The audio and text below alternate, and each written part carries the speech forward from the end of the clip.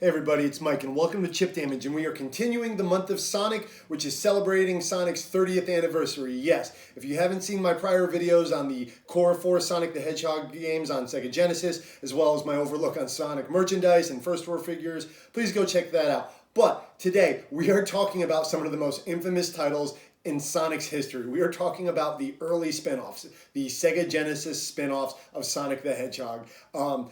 These titles have a bit of a reputation attached to them. They were all kind of made on the side or made with a certain gimmick in mind to kind of bank on Sonic's popularity during the Genesis days, and there are some mixed results. So let's jump right in, shall we? Let's talk about the earliest of the games we have on display here. Let's talk about Sonic Spinball. Yeah, the hardest Sonic game. Yes, I said it. I think out of every game in Sonic's library, this is the most difficult. And it's not just because it's not that much fun. This game is just was very hard for me to beat. So what is this? Let's talk about it.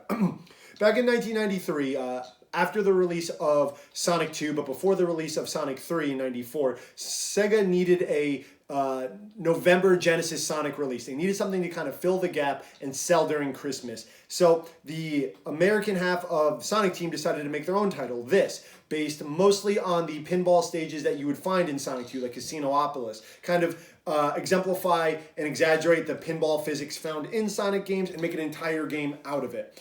And I find that funny just because this game came out the same month as Sonic CD. Yeah, Sonic Spinball and Sonic CD came out days apart from each other, but the Sega CD, no one had that thing. It was not a super popular device, so they still wanted a Genesis release. So one of the worst Sonic games came out within days of one of the best, and that's kind of a running trend later on in Sonic's history, but we'll get to that. But in this game, you barely touch the ground as Sonic. It's not so much a platformer as a straight pinball game, and it just doesn't feel great. And I'm sorry if you're a huge Sonic Spinball fan. Please let me know in the comments below about your love of Sonic Spinball. I want to legitimately meet somebody who thinks this is a great game. But for me, this game, there are some redeeming qualities about it. The actual graphical presentation is pretty impressive for the Genesis. There's a lot of things going on. There's some very nice colors. The soundtrack isn't bad, but it doesn't have the Sonic magic. It just kind of has a lot of that Genesis crackle. It's not one of Sonic's best outings in terms of sound design. But like I said, there are some pretty impressive effects. The game moves pretty quickly at a brisk pace, but it just doesn't feel right. If it was a whole game of levels like Casinopolis from Sonic 2, I would have loved it, but that's just not what this is. This is an incredibly difficult, it's hard to get to where you want to go, to hit that right spot. Maybe I was just naturally bad at it, but I could never beat this game as a kid. I couldn't beat this until my late teens when this was later released on the Sonic Mega Collection. And on that note, this game is almost always bundled with Sonic 1 and 2. This came out on the Sonic Ultimate Gems Collection, the Mega Collection, and Mega Collection Plus on Xbox and PS2. The most recent PS4 Sonic Genesis, or the Sega Genesis Classic on PS4 and Switch that came on. This was on the Genesis Mini. Sonic Spinball just sticks to greater titles like glue. We're making a collection. Throw Sonic Spinball in there. You can't not have it. I want to know who they're putting this game in for. It's not the worst game ever. Please don't get that impression, but it's just not great. But everyone has played this. Maybe because, like I said, it came out during Sonic's popularity, the height of his popularity, so people thought it would be of the same caliber of those. It's just not. If you want kind of a difficult pinball game, this may be up your alley. I mean, it's definitely an early and somewhat important part of Sonic's history. Like I said, some nice graphical touches, but if you had to skip one Genesis Sonic game, this might be the one. And moving on from 93 and 94, we are moving to the next Sonic Genesis era spinoff. And it's a bit of a cheat to call this a Genesis era spinoff, but you did in fact need a Genesis to play this game, so I'm counting it. It's my show. We're talking about the infamous Knuckles Chaostix, or if you're from outside the US, this game was simply known as Chaostix. So what is this? Why does this have a yellow border? Why does this look so much different than the other Sonic games? And why have you may not have heard of this game? Well, let's get to that. That's a big, that's a tall order. Let's see if we can get to all of that. this game was not released for the base Sega Genesis. No, you needed to have this tumor right here. You needed to have the Sega 32X. Yes, so what the Sega 32X was an add-on component to the Sega Genesis. Basically, you would pop this sucker into the top of your Genesis, and the idea was to turn it into a massively powerful, for the time, 32-bit system. Now, look, in my eyes, the PS1 and the Sega Saturn are 32-bit systems. They are legitimate 32-bit systems. They were a good jump over the prior 16-bit generation. This, I don't know, not so much. I'm not a technical guy, but from what I've read into this, it was more like they had two 16-bit processors in this, like working together to kind of generate graphics. Like, yes, there are some titles in here that run on this machine that could maybe not possibly play on a base Genesis, but it was not the graphical jump that you may have thought from 16 to 32-bit. So this thing was a massive flop. That is well known. Came out too close to the Saturn's launch, and after the failure of the Sega CD, there was no kind of confidence in this device, and they sold somewhere between 250,000 units. So there's not a lot. They're actually kind of collector's items, so good luck finding it with all the proper cables. But since this was technically a Genesis console in its own right, they needed to have, what else? A Sonic game. And we got it, kind of. We, in fact, got a Knuckles game, and I hope you can see that there, because you know what? It's nice cover art, but they decided to give Knuckles in 1995 his own game. Knuckles was incredibly popular after the success of the prior year's Sonic and Knuckles, so like, hey, let's give Knuckles the Enchilada his own game. And that's a great idea, actually. Like, as a kid, that would have really excited me. But this game came out in April 1995, mere weeks before the Sega Saturn. So it came out right before the next generation leap from Genesis to Saturn on a peripheral that nobody had. Smooth move. So what is this game? Well, you play as, who else? Knuckles, leading the team of what would later kind of be known as the Chaostix. Those other characters being Mighty the Armadillo, who is pulled from Sega Sonic the Arcade, a Japanese Sonic arcade game, as well as newcomers Charmy Bee, Vector, and Espio the Chameleon, who you may know from Sonic Heroes and later appearances. And the two characters that no one ever talks about, but everybody got stuck playing with, Heavy and Bomb, two of Dr. Robotnik's kind of minions. So the whole gimmick in this game is you don't play as those characters individually. This is a, your typical run and jump platformer, but the two characters that you choose are attached by an elastic ring, and the whole like gimmick of the game is like the physics where you kind of slingshot characters back and forth. You have to account for the momentum and their unique abilities because you're kind of like handcuffed together, it felt like. And the thing is, that sounds fine on its own. You can't easily choose the characters you want to play as. Everything in this game is random. When you go to the character select screen, it's like a crane game. You probably want like Knuckles and Espio. No, you're getting Bomb and Vector. Like literally, you have a random character select every time. And then you have a random stage select. There are 5 stages with 5 acts each, and those are random.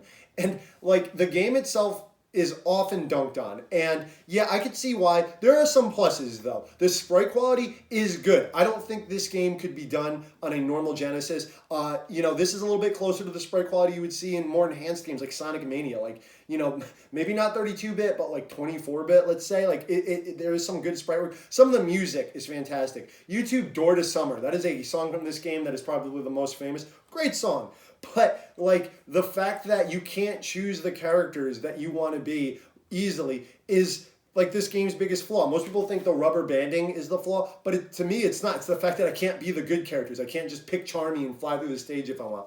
But, like I said, it is a unique case. This would be Knuckles' only kind of solo outing, or at least where his name was on the box, which is kind of a shame. I mean, Sonic characters getting their own game isn't exactly, they haven't been batting 1,000 like Shadow the Hedgehog, Tail Sky Patrol, and Tail Adventure, but it was a neat idea, and there's some good ideas in this. Like I said, some great boss fights. You got Metal Sonic, you got some classic Sonic characters introduced. I mean, Knuckles is very pink in this game. It's very odd. This is kind of where Knuckles started turning pink. Like, Mighty is red, and Knuckles is pink. If you put them next to each other, you can see. But the game has some personality. However, this is quite a collector's item now. Unlike Sonic 1, 2, 3 and Sonic and Knuckles and Sonic CD and Sonic Spinball and 3D Blast, which are always put on collections together or re-released for the most part, Knuckles Chaotix has never been re-released. This is strictly a 32X exclusive. probably due to the low sales popularity and kind of scores of this game, but it's still a piece of Sonic history that I would love to see re-released. In the upcoming Sonic Origins bundle, which is only Sonic 1, 2, 3, Knuckles, and CD, this game is yet again left out, and that's kind of sad. I think it would be cool to just have this on the set so other people can play it. I mean, if Spinball makes it on there, this game should make it on there for the very least. But as of right now, this is actually kind of an expensive title to get, especially as I have here in case and box. But there is some emulation for this game out there, and I've heard it's a little wonky because the 32X is a weird machine to kind of get the physics down for, but it's worth your time, you know, see the origin of some characters that would be much more famous much later down the road for Sonic. But yeah, Knuckles Chaotix on the 32X, a infamous title that not many people have had the pleasure or displeasure of playing, but worth your time, just for a laugh, just to get frustrated at getting stuck with Knuckles and Heavy and just bounding all over these stages. That kind of looked pretty good. So yeah, we're going to move on, but check it out if you can. Knuckles Chaotix on the Sega 32X. This tumor. But we are now moving from 1995 to 1996. We are clearly in the twilight years of the Genesis at this point. The Genesis came out in 1988 in Japan and August 1989 in the United States. And by 1996, it was very old hardware. It was clearly showing its age. Not only had the Sega Saturn come out already at this point, but the PlayStation and the N64 would be released that same year in 96. So this thing was already kind of archaic. But Sega needed to get one more title out. They needed to get one more Sonic game out to kind of prove that the Genesis was still viable. And I don't know if they did, but you know what I'm talking about. I'm talking about Sonic 3D Blast. Yeah. Another game that you see in every single compilation disc ever put out for Sonic. They just can't stop re-releasing this game. Like, no, Sonic 3 and Knuckles, like, you know, we have rights issues with that. We can't release that. Let's put Sonic 3D Blast in there, you know, so that people remember it, like, to fill that gap. No. So this game came out in 1996 as kind of an answer to perhaps Donkey Kong Country on the Super Nintendo. That game was very famous for not only being amazing, but the pre-rendered graphics were really, you know, something at the time. In 1994 for Donkey Kong Country 1 and 1995 for Donkey Kong Country 2. But by the time this game came out in 1996, like, it was a very late answer to kind of jump into that pre-rendered era. And this game launched just 2 weeks before its direct competitor, Donkey Kong Country 3. And while that is probably my least favorite of the original Donkey Kong Country trilogy, it is better in many ways, or in every way, than this game. But this game, what is it? Let's get into it. It is an isometric view. If you're not sure what I'm talking about, you can look behind me, but kind of, you know, that top-down from an angle view game, pseudo platformer where the whole idea of the game is not like speed. No, like the whole idea of the game is the flickies, the variants of the birds that you would save in prior Sonic games that would pop out of robot enemies as you defeated them and would fly away. Now you need to defeat that enemy, collect them, and bring them back to a safe ring in the center of the stage. So that was the thing. You would fight 5 enemies located throughout these somewhat empty stages and bring them back to that safe ring, rinse and repeat. Now the thing with this game is, it actually is pretty impressive. Yet again, for an 8-year-old console, they did some pretty impressive visuals on it. The pre-rendered backgrounds don't look bad. Sonic's model itself does not look bad. It's not a Sonic game. Like, if it was anything else other than a Sonic game, this would be like, you know, a C+ title, C title. Like, it's not overly difficult, other than some of the platforming being really difficult because the isometric view, this is why you can't jump in most isometric games, because it just doesn't work. Like Hades and like, you know, League of Legends and Diablo, like, there's not a lot of air movement in those just because it doesn't work. And yes, I am comparing Sonic 3D Blast visuals to Hades, but you know, that can be a little difficult. This is also the origin of the homing attack, and that might have been an answer to this. In this game, if you got a golden shield, it allowed you to do the homing attack, which Sonic has had ever since. It used to be a power-up. So you kind of see the genesis of that. But I think it grew out of the fact that it's really hard to just squarely jump on enemies in a 3D environment, especially one like this. But this game, I don't know. It's not, like, terrible. I never hated it as much as other people. There are worse Sonic games, don't get me wrong. There are some unique things about it. Some of the music tracks are decent. So I recommend, you know, you give it a shot. Like I said, it's in every collection possible. But this game is strangely one of the most diverse Sonic games in terms of versions. So yes, there's of course the original Sonic, the Genesis version, which has been most often re-released. If you buy a modern day re-release, like the PlayStation 4, Switch, Xbox One, Sega Genesis Classics version, or the Genesis Mini, this is the version you're going to get. However, the version that I'm more familiar with, that I grew up with more, was right here, and that was the Sega Saturn version. Yeah, you know, I had the option as a child, and I'm like, no, I want Sonic 3D Blast on Saturn. I want the Saturn to propel this game visually to the next level, and yeah, no, it doesn't look any better for the most part. It loads a little quicker, but there are some other differences. The soundtracks sound a bit different, both not bad. One of the strangest differences, this game, the Genesis one, has an opening movie and then a snippet of what's going on in the story. It kind of explains what you have to do. The Saturn version does not, so I had to figure that out on my own. The Saturn version has a very cool opening movie that looks much better than the Genesis version, but then it doesn't tell you the story or what to do, like how to save the flicky, so it's all there in the manual, but like it's just so odd that they removed like the little story segments out of the, like what should have been the more superior version, the Saturn one.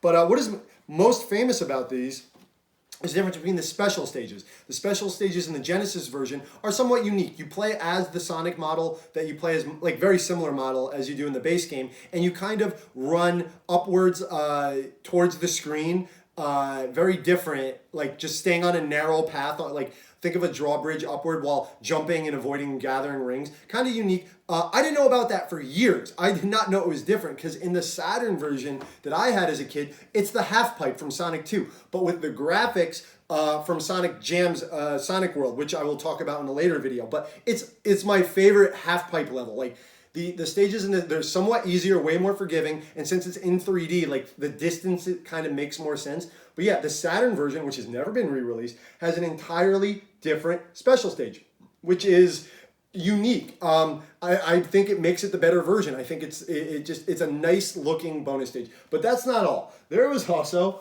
a PC release of this game. As you can see, this was bundled with Sonic R, which I will definitely be going over in a future video. But the PC version, yet again, I didn't know this for years, also has a different special stage that has never been re-released. It is kind of a mix of the two. It is not as good looking as the Saturn version, but it is a half pipe, but with the model used in the Genesis special stages. Yes, so the PC version, the character you play as is from the Genesis version, but the stage itself is more akin to the Saturn version. This like, why? Was it to like kind of exemplify each version's strengths? Like the Genesis couldn't handle it, the Saturn version had the full half type, and PCs at the time was like some weird mishmash. Like Sonic 3D Blast, you were a mystery to me. I don't hate this game, it's grown on me. It's no one's favorite Sonic game, Genesis game, or anything. But is it like, you know, as bad as some of the later Sonic games? Like, actually, no, there's something to it. Maybe it's just nostalgia, but I can play this one. Let me know. Do you like Sonic 3D Blast? Like, is it okay? Like, did you finish it? It's actually not that easy of a game to finish because of that tough platforming. Let me know. What are your thoughts on Sonic 3D Blast? And lastly, quick snippet. I mentioned this in my prior video. I had this, and I just have the art here, but near the end of the Genesis life, they re-released Sonic 1, Dr. Robotnik's Mean Bean Machine, and Sonic 2, all on one cartridge, which is pretty impressive when you think about it. Like, those games each dictated their own cartridge or demanded their own cartridge earlier on, but they were able to jam them all into one here. However, sadly, and it says it right here on the box, that this does not comply with Sonic and Knuckles lock-on technology. I was very upset with that. I could not pop this in and play as Sonic or Knuckles in Sonic 2. You needed the original cartridge for that. But this was originally how I played Dr. Robotnik's Mean Bean Machine, which I love to death. So it was a nice little set to have that came out later in the Genesis life. That's Sonic Classics. And yeah, that kind of does it for the spin-offs that we're covering today from the Genesis area of Sonic. And man, these titles, like these...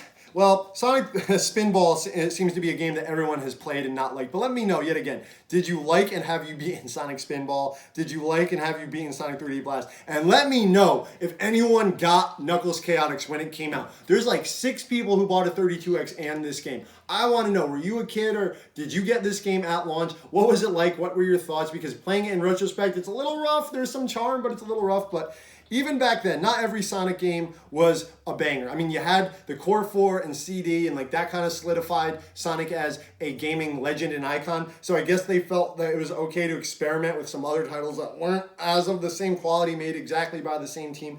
But part of any big video game franchise, especially today, are some weak spin-off titles, okay? Like, you know, even Mario has his Mario Tennis on Wii U. Like, there's always that one spin-off game, like, you know, your Metal Gear Acids. I know some fans out there, but come on, those aren't the best examples of Metal Gear. You know, there's always spin-offs that don't show the franchise's potential, and these are some of those games. But that's all we're going to be covering today, and we have a lot more coming up on the month of Sonic. Next time, we're going to be diving into one of the OG portables. We'll be talking about some Game Gear Sonic, some 8-bit Sonic, and I'm excited for that because that is something I did not grow up with, and I recently dove into, and I found very interesting.